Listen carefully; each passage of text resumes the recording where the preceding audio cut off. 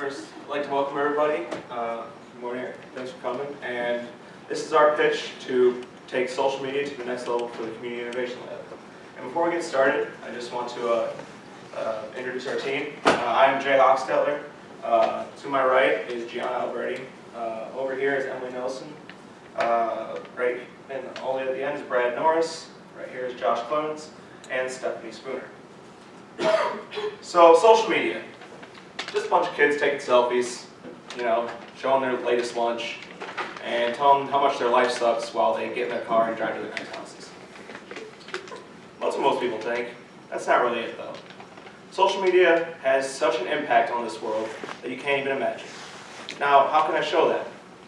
I like to enter Ferguson, Missouri, and Michael Brown. Now, would anyone have heard about that if you wouldn't have got onto Twitter or Facebook or anything? Not a chance. People die every day.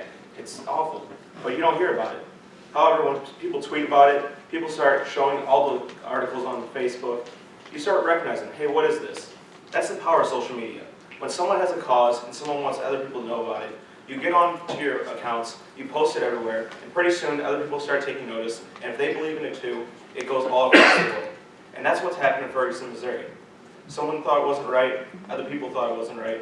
The next thing you know, there's people all across the world protesting, all through the power of social media. And how powerful is social media? Just take a look at this graph. How quick did the radio get 50 million users worldwide? How quick did Twitter? It's just amazing how quickly this can rise, and it's so young as it is right now. So one of the first things we wanted to do was kind of really dig into the external environment that surrounds the Community Innovation Lab. And first we looked into the political and legal sides of things. They're basically organized under state laws. And once you're under the Internal Revenue Code, you can get exemptions from federal corporate income tax. Once you get exempt from those, you can also be exempt from state and local tax exemptions. Once you're in the 501c3, the contributions that you receive can become a tax deduction for whoever funds into your charity. For federal and tax purposes, the organization needs to be operated for religious, charitable, scientific, public safety, literary, educational, prevention of cruelty of children and animals, and/or the development of national and international sports. One of the biggest issues is corruption. The leaders of these nonprofit organizations can take the money, this free money, and use it for personal uses. The economic side of things, since the Community Innovation Lab is kind of selling an abstract idea, they're not exactly selling a concrete service or a good, so it's hard to just sell something and then in return get money for it. They have to achieve their funds by fundraising and donations, and also, like I said, the costs with nonprofits are generally cheaper because of the government support. The leading competitors that are also in Lexington, so the Community Innovation Lab has to compete against them for fundraising, would be the Central Kentucky Riding for Hope, which is a therapeutic riding program for children with disabilities. The Central Kentucky Radio, which is a radio reading service for the visually impaired. Lexington Rescue Mission, which is a nonprofit Christian organization that provides shelter, food, clothing, and access to health care to the homeless. March of Dimes is an organization for local mothers so they can have a full long-term pregnancy. And Girls on the Run inspires girls to be joyful, confident individuals for using running techniques. Social and cultural, they have a social responsibility to stand for a mission, and they need to be so passionate about it that they in turn get the public to believe in their mission. It's kind of a fine line with cultural issues because what you view could be different from what everybody else views. And the biggest thing is technology. This is really where we want to stress on how to reach out to the public using Instagram, Facebook, Twitter. And the crowdfunding is huge. You can use pages like GoFundMe to get donations and all sorts of things like that. The strengths of the Community Innovation Lab. One of the major strengths is the location. The location is Quinnery, so this is kind of a place where ideas can come together off and decide on different types of things that they would like to implement. And also another strength, really great strength, is the university is definitely involved in this program immensely, and the Community Innovation Lab can reach out to the university in different ways, like interns, social media presence, stuff like that they could really use and utilize for the development of this program. The weaknesses, what we're focusing on right in this presentation is the absence of online presence. It needs to be much more developed than it actually is to get the word out there. And another weakness is it relies on donations and grants for funding. There's no actual product that they are selling, so they can't get profits from that. If the economy's down or people don't want to give, that could be a definite weakness for that. The opportunities of the Community Innovation Lab are implementing internship programs, like I said, to get interns very well into the program, either a social media intern or just interns to help outreach for the program. And growth within the community. Right now they're focused on North Lexington. They could definitely outreach to different sorts of programs, like high school programs, or just in different areas of Lexington. The threats of this company are that there are many nonprofits in Lexington that are competing for the donations of givers, and also there's limited staff at the moment, which could be rectified by the internship program. All right, so in order to like get everything rolling and stuff, like you gotta kind of realize like who you're gonna market to and who's the most like proactive group of people, which is primarily like the younger generation, like kind of like our peers, sort of. And we're like the ones that kind of get like emotionally invigorated by stuff like the Ferguson thing. And want to take a stand. And we're also coincidentally the ones that use Twitter, Facebook, and Instagram, and all the other forms of social media the most. And so because of that, like you want to market mostly towards that age group and kind of like direct your efforts toward them so that you can kind of get more, like get the ball rolling, I guess, so to speak, and get everything like noticed in the community more and draw more attention to what's going on, especially in the North Lexington area. And this will like, it's kind of like I said, snowball effect, just kind of get everything going and more people will notice and catch on board and use the hashtags and get all that trending across Twitter, Facebook and all that. And then that'll also lead to like more like fundraising opportunities and stuff as more people are aware of what's going on and they become more attached to what's like happening around them and are more willing to actually go out and check out what's going on if they see like an intriguing post on like Instagram, like a picture like, hey, cool, I'm gonna go like check that out and stuff. So it kind of like pulls everyone together and provides more opportunities than ever before. We came up with 5 P's for a marketing plan for the Community Innovation Lab. First, we started off with pricing. Of course, you would have to find some kind of pricing to do the sponsored tweets and invitations on Facebook. But we kind of talked about a pricing level where if people were to give a certain amount of donations and they would receive rewards, kind of like they do in the athletic program with people boosters, and the amount of money they give could correlate to season tickets. The people, we want to aim towards the local middle class, the upper middle class, to help with donations. And we also want to look to go to the university to try to find interns for people who are willing to work with the Community Innovation Lab. And our product is different from most of you guys, the chocolates and the beer.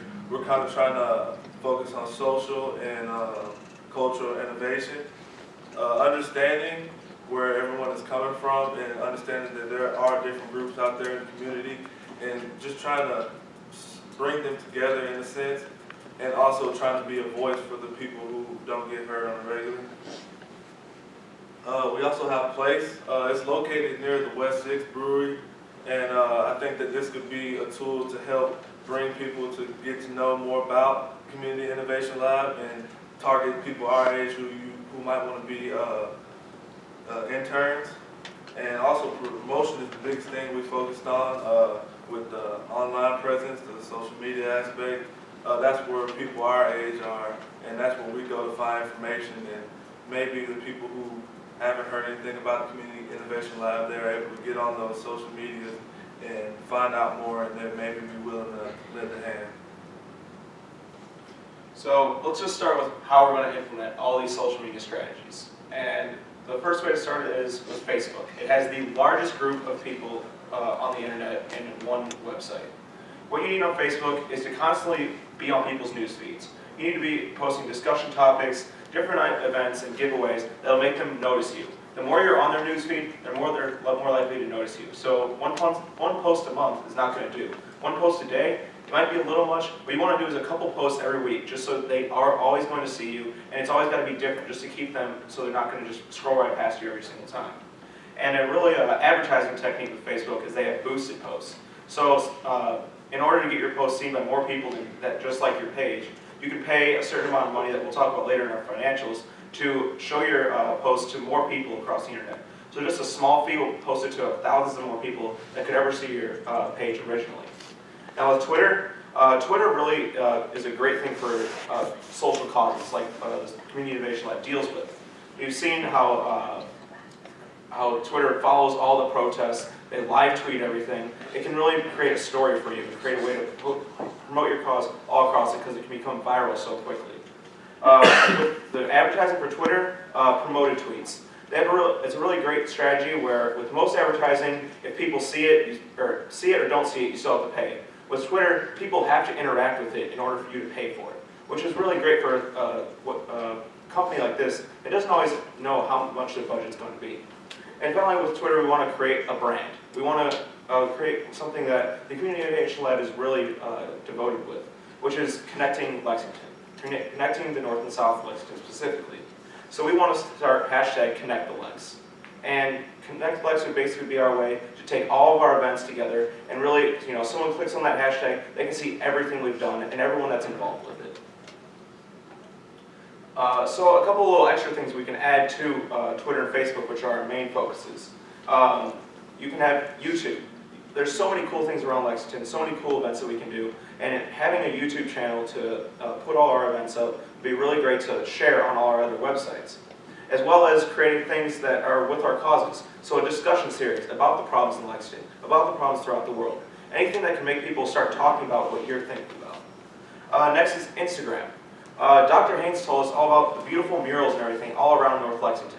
We want to be able to show that, and Instagram is a perfect way to show that. You can edit the photos so they look a little crisper, as well as just getting people to really notice it and putting a hashtag on all those, which we've already shown on Twitter. And you can also post all those to Twitter and Facebook. And then finally, all this social media stuff, it takes a lot of time. It takes a lot of effort. You're going to have to look at a lot of things. So having an intern whose sole focus is posting all this content, looking up other people's content, grabbing ideas all across the web would be a great way to not only make efficient of Dr. Haynes' time, as well as everyone else involved with the Community Innovation Lab's time. And most importantly, out of all those things is you have to have a website. And currently, the Community Innovation Lab does not have one. So what we want to do is have a website, and we want to be able to do this cost effectively. So what we can think of is the Computer Science Department for UK. The Computer Science Department would be an excellent way to not only get a cheap website, but also someone that really knows what they're doing. This is what they want to do in life, and would also be able to connect with the university. And we have a way to model it off of, which is the MIT site. This is the front page of the MIT site. Really clean, has everything you want, has all their events and everything, and they have a lot of events, trust me. Currently, you can't see this front page. If you would go and search the MIT lab on Google and you click on their page, all you would get is a black screen that says, "I can't breathe." That's their way of broadcasting a cause. We can take our website and broadcast a cause any way we want. It's a way to be, it's your creative window to the world. But we have to broadcast this website all across our platforms. An example of implementing social media into events, a couple of our group members went to the CLD Winter Symposium, and we believe that social media could have been involved in this symposium. First off, the notifications that I get on Facebook all the time, I rarely go to those things, but for some reason I always read them. We could have given out some notification to get people aware of the event that was going on, so maybe we could have had more attendance, and even on Twitter with the promotion tweets. Also, branding, we could have given out t-shirts, wristbands, and things like that with maybe a logo or the hashtag that we came up with to give to people, maybe to give out to other people, and that also goes with giveaways. Pictures, they could be implemented on Instagram and Facebook to show the people the fun that we had, the food that we had, and maybe the different presentations that everyone who was involved had. And this would also give the chance for people who were actually involved with the project to go online and show their families, and that would keep the word spreading and spreading. For the financials, having a nice website like MIT's isn't super cheap. So we're thinking about $2,500 for startup and $250 yearly just to keep it going. As Jay said, it would be good to utilize the computer science department at UK to help work on the project and help keep costs down. An internship with the Community Innovation Lab, to have an intern helping with the other social media pages would also help greatly as well. With Twitter, you can promote tweets for a fee that you can set yourself. We're thinking we would give Twitter 50 cents for every person that shares either the website or clicks on the link. And we're thinking maybe about putting $100 total towards this. And as far as Facebook goes, as Jay and Skip said, it is the largest gathering of people on any social network. And for just $5, you can send, promote this page to 150 people. If we were to do $50, that's 1,500 people right there. And if they just shared that with just one of their friends, that's another 1,500 people as well. So all in all, like the social media presence and all that really needs to improve for them to really get like some more awareness going on in the community and to really like spark like the fire that they want to do and to get people to come out and be involved. And we believe that like utilizing Facebook and Instagram and Twitter and all that can really be the thing that gets all that going. And we believe that we can really hashtag connect the legs.